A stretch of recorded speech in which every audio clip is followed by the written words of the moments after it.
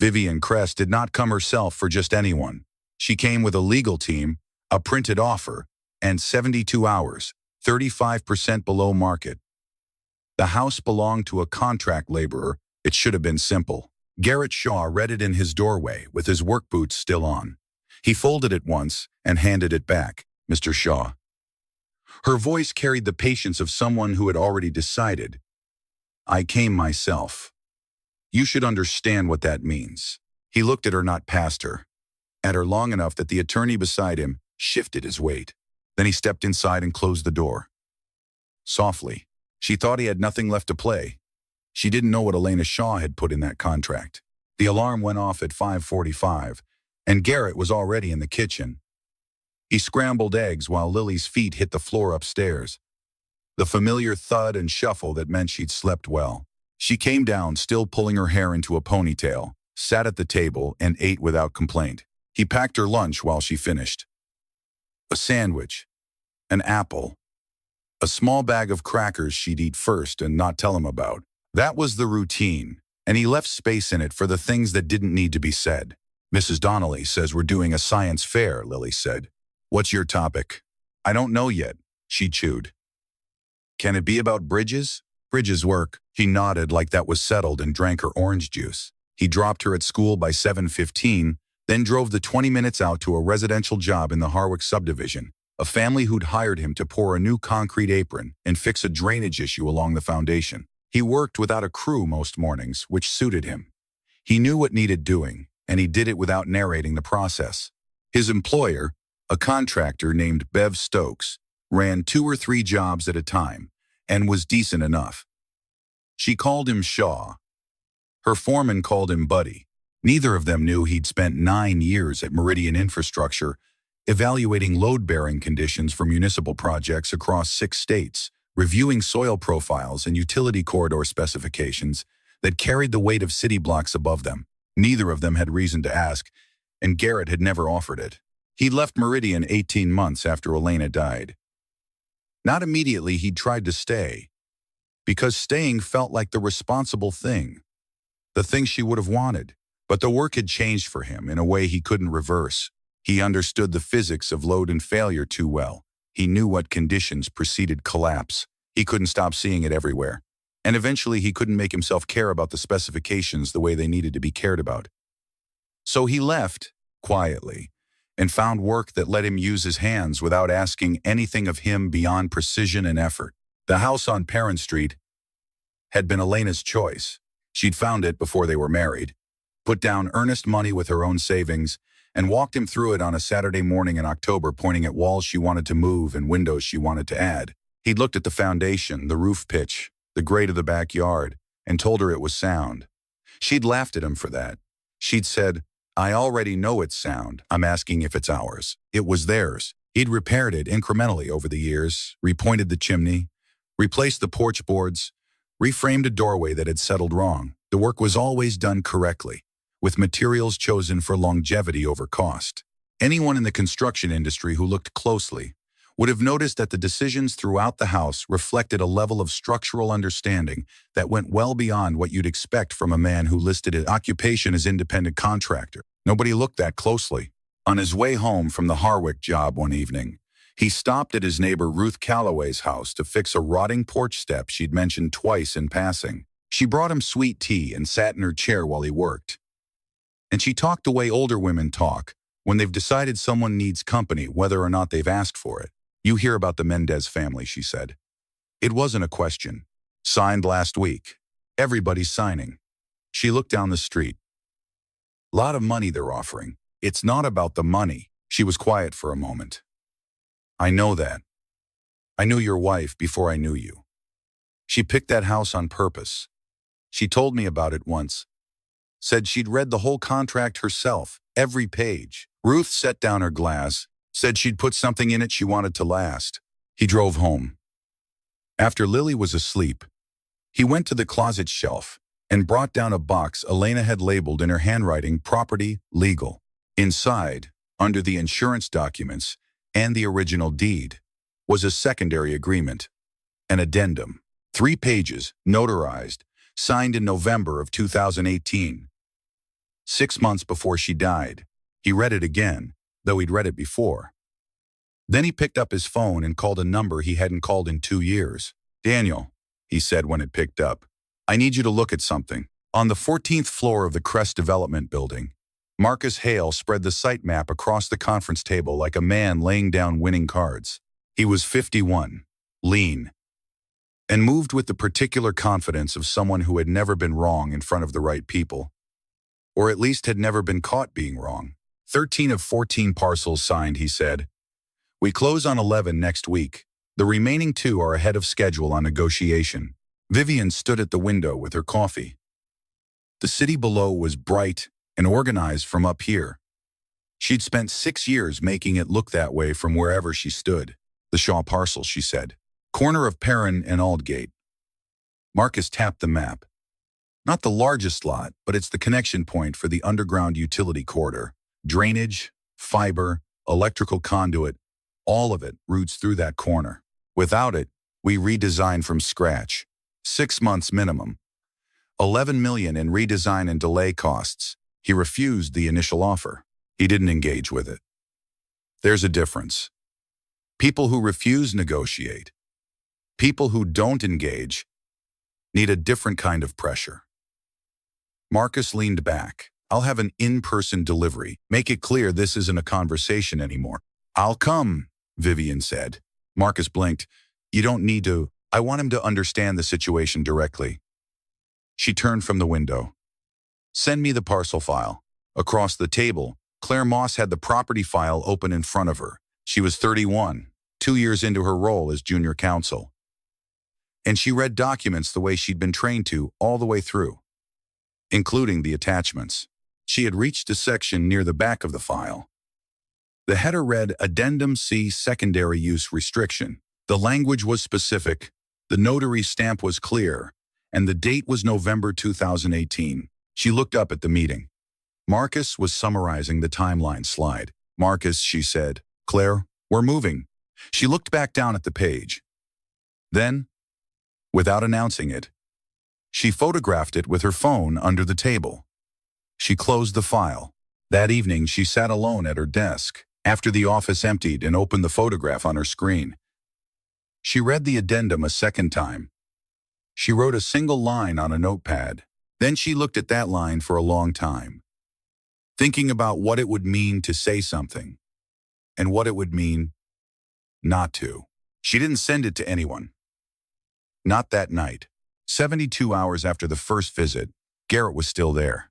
The convoy that arrived on Thursday morning was deliberate in its composition. Marcus's car, a company legal vehicle. 2 representatives from the firm Kress had retained for the acquisition. A pair of property management staff who stood near the curb, with the practiced neutrality of people paid to be present without being visible. The neighbors appeared on their porches the way neighbors do when something is about to be decided. Garrett had sent Lily to Ruth's house before 7. He'd made it ordinary, told her Ruth wanted help with something, packed her a snack, driven her over himself. Lily had accepted this without question, the way children accept most things when the adult delivering them is calm. He stood on the front steps when they came up the walk. Vivian was in the group this time. Not behind glass. Not behind a representative. She walked to the base of the steps and looked up at him, with an expression she probably thought was neutral. "I've given this more personal attention than any acquisition this year," she said. "I think you know the offer is fair. It's 35% below what the lot will be worth when your project is complete," Garrett said. "That's not fair. That's convenient." A small tension moved through the group. Marcus stepped forward. He had the practiced ease of someone who had ended a lot of conversations and enjoyed it. "Shaw, you're a contract laborer living in a house you couldn't replace on your income. Don't let pride cost you the one real asset you have." Down the street, Ruth Calloway came off her porch and started walking toward them.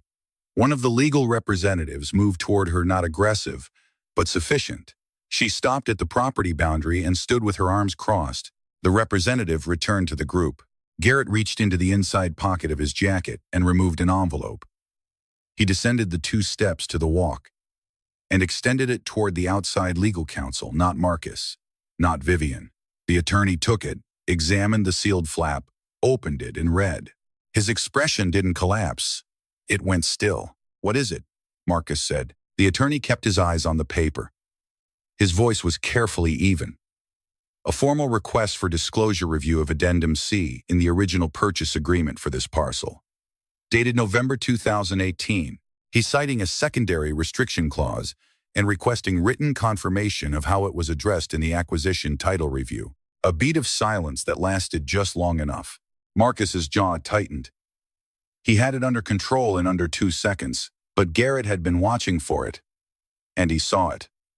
The slight recalibration. The decision being made about what face to wear next.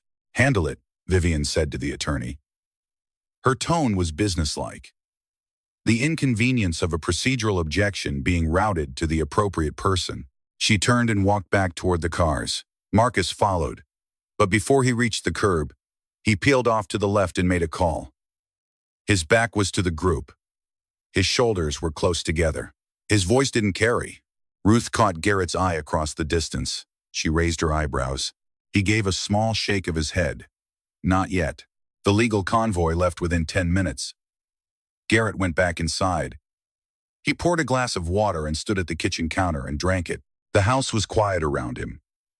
He could hear the refrigerator. A bird somewhere outside. The tick of the heat coming on.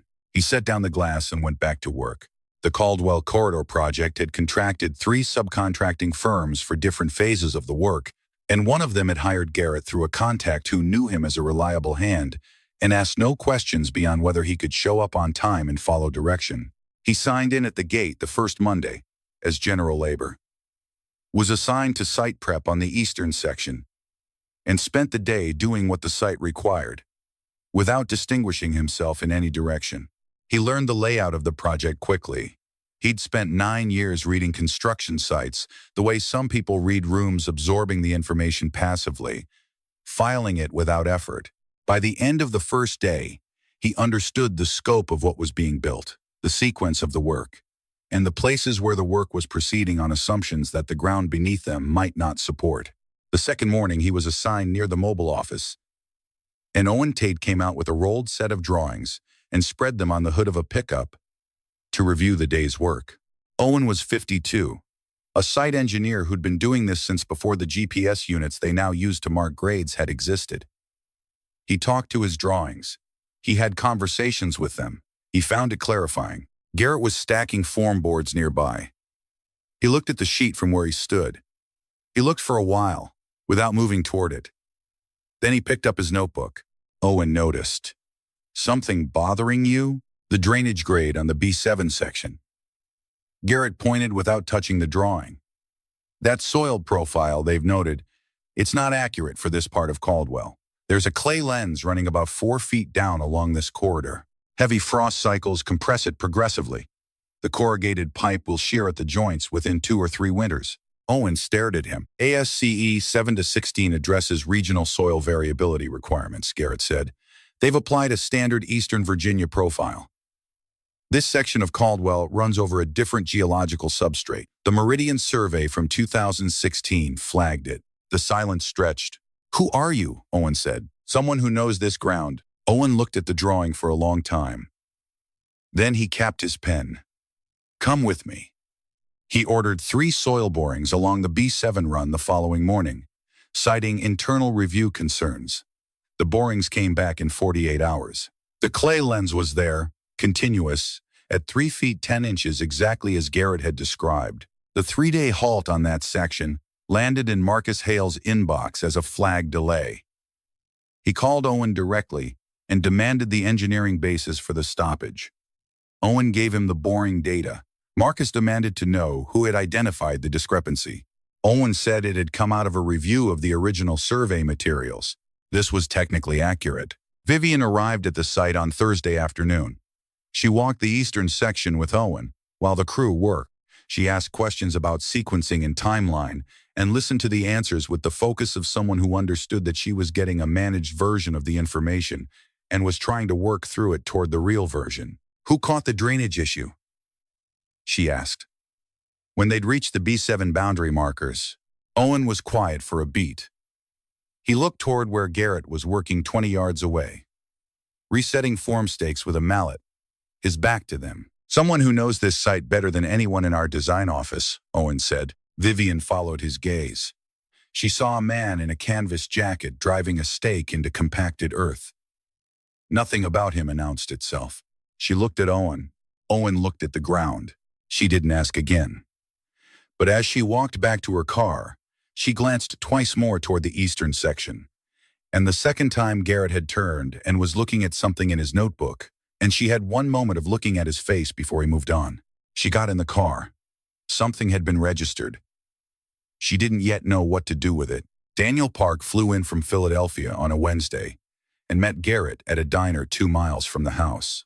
He was 44, trim, and moved with the efficiency of someone who had trained himself out of wasting time. He had the addendum printed, annotated in 3 colors, and cross-referenced against county records before he sat down. "It's valid," Daniel said. He set the papers on the table between them and turned them so Garrett could read along. Elena inserted this through the original seller's attorney in November 2018. "It's notarized. It was filed with the Caldwell County Recorder's Office within 10 days of signing, and it survived intact through the chain of title when she transferred the deed into joint ownership 6 months later." What does it restrict? Change of use. Any conversion of this parcel from residential to commercial or mixed use within 10 years of the filing date requires written consent from the named beneficiary heir or surviving co-owner. Daniel set his finger on the relevant line. "You inherited the restriction right along with the deed." Garrett looked at the paragraph. He'd read it before. He needed to hear it said aloud by someone who understood what it meant. In a room full of lawyers. "Crest Development never disclosed it," Daniel continued. "The title summary Marcus Hale submitted for board approval when they began the Caldwell acquisitions was a condensed version standard practice in volume acquisitions, supposedly.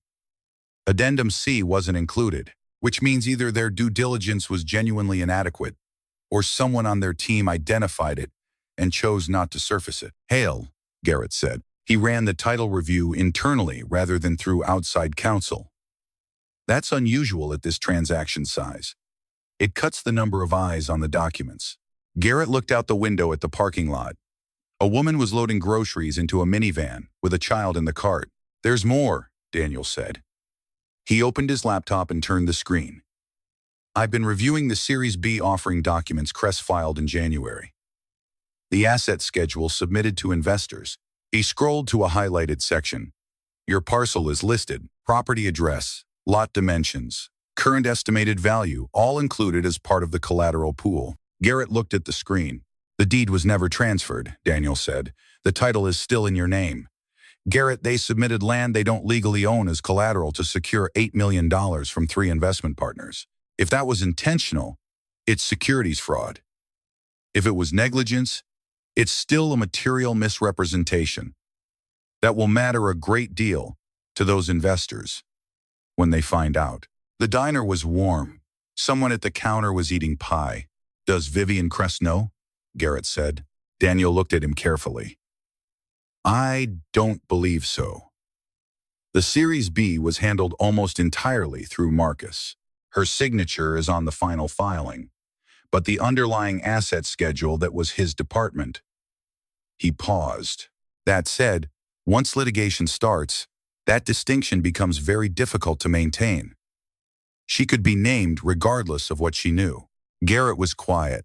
"I need to think about that," he said. That night, Lily drew a picture at the kitchen table, a house, with a tree beside it and 2 stick figures in front. One tall and one short. She slid it across to him without explanation. He looked at it for a long time. "We're not going anywhere, bud," he said. She went back to her coloring. He folded the picture carefully and put it in his shirt pocket. On Friday morning, Marcus received notification that the legal review request for Addendum C had been formally escalated by outside counsel to a title dispute proceeding. He read the message in the elevator and sent 3 texts before the doors opened. The first went to his private attorney. The second went to the investor liaison who had managed the Series B close. The third went to a number that wasn't saved under a name. Claire Moss had been watching Marcus navigate the Caldwell file for 6 weeks. She'd watched him reroute document requests through his own assistant, rather than the legal intake system. She'd watched him remove a physical folder from the shared cabinet and not return it. She'd watched the way his eyes moved to her whenever she opened anything related to the Shaw parcel. She knew what the addendum said. She knew what the Series B asset schedule said. She'd put them next to each other in her head many times and arrived at the same conclusion each time. What had kept her quiet was simple arithmetic. She was 2 years into this job. She didn't have a partner's name on her wall, and she was not certain that being right was the same as being protected. What changed her mind was watching Marcus issue the order to restart the B7 drainage section despite the boring results that Owen Tate had formally documented. She sat in the meeting and listened to him override a registered engineering concern, because the timeline mattered more to him than the ground beneath the project. And she thought about the parcel and the addendum and the investors, and she decided that the arithmetic had changed. She called Daniel Park from the parking garage on her personal phone. She'd found his name in the county records filing. She spoke for 11 minutes. Then she forwarded him 3 attachments. The original Addendum C from the county recorder's archive, the condensed title summary Marcus had submitted for board approval, and an email chain from March, in which Marcus had explicitly directed the external title firm to work from the condensed version only and not to append secondary agreements. She sat in her car for a few minutes afterward. Then she went back to her desk and cleared her afternoon calendar. Daniel called Garrett at noon. "We have the email," he said. "It's unambiguous." He knew the addendum existed and he buried it deliberately. Garrett was standing in the driveway at the Harwick job with a level in his hand. He set the level down on the hood of his truck. "I need to talk to her first," he said. "Garrett, before we file anything. Directly. If she didn't know, she deserves to decide what she does about it, before a judge does it for her." There was a pause on the line. "You don't owe her that. She came to your house with lawyers." "I know." He picked the level back up. "Set up the formal filing for a week out. Whatever comes after that, comes after." He went to the Crest Development Building the following Tuesday. He didn't have an appointment. He signed in at the lobby security desk, gave his name, and said he needed to speak with Vivian Kress on a matter relating to the Caldwell acquisition. The security attendant told him to please have a seat while she checked availability. He sat in a chair near the window and looked out at the street. An hour passed. He didn't check his phone. He didn't pace. He sat with his hands resting on his knees with the stillness of someone who has learned through long experience that patience and passivity are not the same quality, and that the difference matters. Vivian came through the lobby at 11:10, moving fast, talking to her assistant with the focused brevity of someone carrying 3 things in her head simultaneously. She saw Garrett and stopped. The recognition was immediate. She'd seen him once at the site, half a second 20 yards away. She'd filed it without knowing why. Now the file opened. She said something brief to her assistant without looking away from Garrett. 5 minutes, she said to him. "That's enough," he said. She took him to a conference room on the 8th floor, not her office. She stood near the door rather than sitting. He came to the table, set down 2 documents, and stepped back. "The first is Addendum C from the original purchase agreement on my parcel," he said. "The second is the relevant page from your Series B asset schedule." She came to the table and looked at the documents. She read them with the focus of someone who understood what she was reading. The room was very quiet. She didn't speak for almost 30 seconds. Then she opened the door and said one word to the assistant visible through the glass. "Claire." Claire came in. She looked at the documents on the table. She didn't perform surprise. She looked like someone who had been waiting for this moment to arrive and had decided how she would handle it. "Did you know about this?" Vivian said. "I identified the addendum 6 weeks ago," Claire said. "I tried to raise it in the acquisitions meeting." Marcus redirected the agenda. Vivian looked at the table. Then she looked at Garrett. "Why come to me directly?" He held her eyes. "Because if you didn't know, you had the right to decide what to do about it before it became a courtroom. And because the project itself isn't wrong. What was done around it is wrong." She studied him the way you study something that doesn't match what you were told it was. "I'll need to verify these," she said. "Take whatever time you need. They're original documents." He picked up his jacket and walked out. He didn't look back. Owen Tate called Garrett that evening.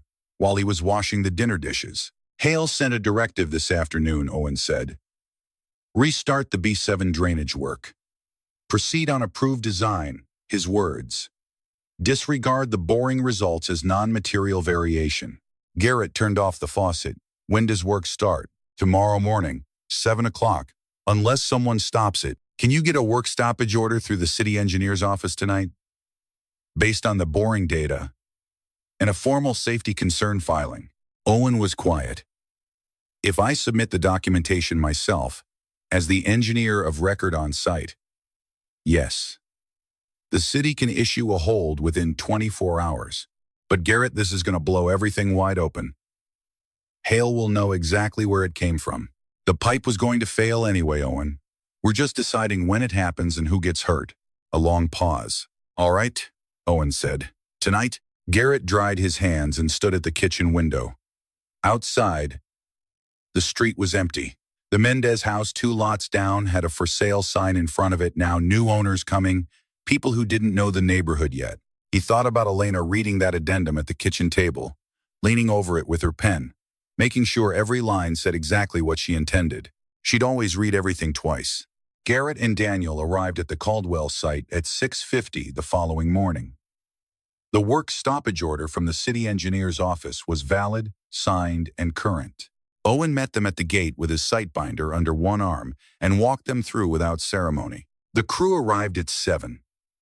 They looked at the posted order and at Owen, and then began their morning routines, waiting for direction. No equipment started on the B7 section. Marcus arrived at 8:15. He came through the gate looking at his phone and didn't see them until he was well inside the perimeter. When he looked up, he stopped. He recognized Garrett. Whatever calculation he performed in the next 2 seconds, it ran fast. His expression settled into something controlled. You have no standing on this site, Marcus said. Daniel held up the stoppage order without speaking. Marcus didn't take it. He looked past them at Owen, who was standing by the equipment shed with his arms crossed and his binder under his arm. You filed this? The boring data filed it, Owen said. I just signed my name. The boring results were reviewed and determined non-material by you, Owen said. Not by a licensed geotechnical engineer. Not by the city. By you in a memo that will look very interesting alongside the results themselves. The site was quiet around them. The crew had gone still. Vivian's car came through the gate at 8:40. She walked toward them with the particular quality of someone who has made a decision she intends to hold and has no interest in rehearsing it. She stopped a few feet from the group. She looked at Marcus. She looked at Garrett. She looked at Daniel's briefcase. Show me what you have, she said. Daniel opened the briefcase on the field table and laid out the documentation in order. The addendum, the Series B asset schedule, the condensed title summary, the March email chain. He walked through the sequence plainly, without theater. The addendum existed and was valid. The parcel had never legally transferred. Its inclusion in the Series B collateral pool was a material misrepresentation to investors. The March email demonstrated the omission was not accidental. Marcus began to speak. He spoke with the fluency of someone who had prepared for this, who had a version of events ready and believed he could make it land. He said the addendum had been reviewed and deemed non-material by the title firm. He said, the condensed summary was an industry-standard format. He said the Series B filing had been prepared in good faith with the information available. Daniel set the March email on the table. Use the condensed summary only. Do not append secondary agreements. Marcus looked at the email. He looked at it for a moment longer than a man, with nothing to hide, would need to. Then he turned toward Vivian. You're not going to let a former construction worker blow up a $400 million project over a paperwork technicality. Garrett looked at him. He didn't raise his voice. The words came out level and clean, with the weight of something that had been carried a long time. That clause was written by my wife. She put it there because she believed that a place people call home deserves to be protected by law. You knew it existed. You chose to bury it. No one spoke. Owen looked at the ground. The crew members near the shed had gone completely still. Daniel kept his eyes on the table. Vivian looked at Marcus with an expression that had no heat in it, which was worse than heat. "Don't say anything else," she said quietly. "Call your attorney." Marcus held her eyes for a moment. Then he walked toward his car with the careful pace of someone refusing to be seen moving quickly. Vivian watched him go. Then she turned to Garrett. Something in her face had reorganized itself, not softened exactly. Clarified. "My office," she said. "Tomorrow morning." The Crest Development Board convened at 9 the following day. Claire had prepared the documentation package over 2 days, working through the night on the 2nd. Daniel presented in 40 minutes. He was methodical and fair, and left no questions unanswered. The board voted to suspend Marcus Hale pending a full internal investigation. 6-1. The single dissenting vote wanted to wait for outside review. The chair noted the investor notification obligations that a 60-day delay would violate and overruled the hesitation. The Series B investors were contacted before noon. The asset schedule had to be corrected. The process was expensive and embarrassing and legally necessary. The Caldwell Corridor project was placed on restructuring hold. When the board cleared the room, Vivian stayed. Garrett stayed. Daniel gathered his papers quietly. "What do you want?" Vivian said. "Say it plainly." Garrett set a single page on the table between them. "3 things," he said. "First, Addendum C is formally recognized and entered into the project record. No acquisition proceeding. No condemnation. No further legal action on the parcel. Done. Second, the B7 drainage section is redesigned according to the actual geological data. Owen Tate oversees the revision and provides sign-off before any work restarts on that section." Vivian nodded once. "Third," he set his finger near the bottom of the page. "Meridian Infrastructure completed the structural baseline survey for this zone in 2016. That survey is the foundation for the corridor layout your firm has built this project on. When Crest acquired the Meridian assets in 2021, no licensing agreement was executed for the design work. No attribution, no compensation." Vivian read the bottom of the page. She was still. "The documented value of the design contribution has been independently assessed," Daniel said. "Conversion to a project equity stake representing 50% of the core infrastructure component of the Caldwell Corridor development is the proposed resolution." The room was quiet. Vivian looked at the number for a long time. Then she looked up at Garrett. "You could have asked for considerably more," she said. "You could have filed an injunction months ago and stopped everything." "I didn't want to stop it," Garrett said. "I wanted it built correctly. There's a difference." He paused. "Elena's restriction was never meant to be a weapon. It was meant to be a standard, something that required whoever came next to do the work right." Vivian set the page down. "When did you start planning this?" she said. "When your first notice arrived.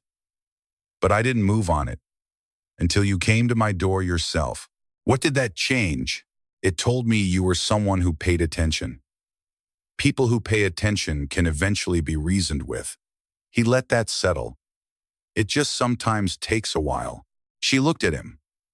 Something crossed her face that wasn't quite a smile and wasn't quite something else. It was the expression of someone recalibrating a situation they thought they'd already understood. "I'll have our attorneys draft the equity agreement," she said. "I want it clean." "So do I," Garrett said. The agreement was signed 11 days later. Garrett Shaw became an equity stakeholder in the Caldwell Corridor project, the first outside party in the company's history to hold a direct infrastructure stake without contributing capital. Owen Tate was named Director of Site Engineering, a title that came with a salary that made him go briefly quiet when Vivian offered it across her desk. He accepted it in 2 sentences and didn't make a production of either one. Claire Moss was reassigned to the Contracts Division, with direct reporting to Vivian rather than the office of the CFO. She started the following Monday and did not look back. The B7 drainage section was redesigned over 3 weeks by a geotechnical firm working from the actual boring data. Owen's signature went on the cover sheet. The work restarted on a Thursday morning with the right pipe in the right ground. Marcus Hale's suspension became termination on day 31. The investor misrepresentation matter was referred to the State Securities Commission. Garrett didn't follow the proceedings. He'd said what needed saying. Ruth Calloway called on a Saturday morning to say she'd heard about the equity agreement from 3 separate people in 4 days. Garrett told her the house wasn't going anywhere. She told him that Elena would have gotten a real kick out of all this. He said he thought so too.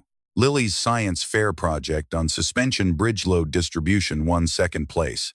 She came home with a red ribbon and a considered opinion about the judging criteria that she delivered at dinner with complete seriousness. He listened to all of it. Vivian came to the construction site on a Thursday morning in early November. No team. No itinerary. She found Garrett reviewing the revised drainage plans with Owen near the B7 trench. She waited until Owen drifted back toward the crew. "I owe you an apology," she said, "for the day I came to your door." Garrett looked out at the trench, where the crew was setting the corrected pipe. "You're building it right now," he said. "That's enough." She stood beside him for a moment. "I didn't know about the addendum," she said. "I need you to know that. I know you didn't." "How?" "When I put those documents on the table in your conference room, you read them. You didn't look for a way out. You just read them." He paused. "People who were part of it don't read like that." She was quiet. The sounds of the site filled the space between them. Machinery. Voices. The steady rhythm of construction work proceeding correctly. After a moment, she said, "She sounds like she was remarkable." "Your wife." Garrett looked at the revised grade stakes running along the corrected corridor. "She read every contract," he said. "Every page. Every time." Vivian nodded. She left a few minutes later, and he went back to the drawings. That evening, he came home to Lily already at the kitchen table, working through her homework, with one elbow propped on the table and her chin in her hand. He made dinner. They ate. She told him about a kid in her class who'd brought a lizard in his backpack and caused what she described as a significant situation. After she went to bed, he sat at the kitchen table for a while. Then he went to the closet and brought down the property box. He lifted out the addendum, 3 pages. Elena's signature on the last line. The pen pressed firmly. The letters even. And deliberate. Exactly the way she did everything. He set it on the table under the kitchen light. He put his hand over her signature and left it there. Outside, the street was quiet. A few houses down, a porch light was on. The neighborhood that had braced itself for change was still here, different now in ways most of it didn't yet understand. Inside the house on Perrin Street, the kitchen light stayed on for a long time. In the spring, the project would break ground again. It would be built correctly, down to the last inch of corrugated pipe and the last grade stake in compacted earth. The drainage would hold through every frost season. The corridor would run where it was supposed to run. And at the corner of Perrin and Aldgate, where the utility lines made their crucial turn beneath the ground, the house that Elena Shaw had chosen with her own savings and read every word of the contract to keep that house would still be standing, exactly where it had always been.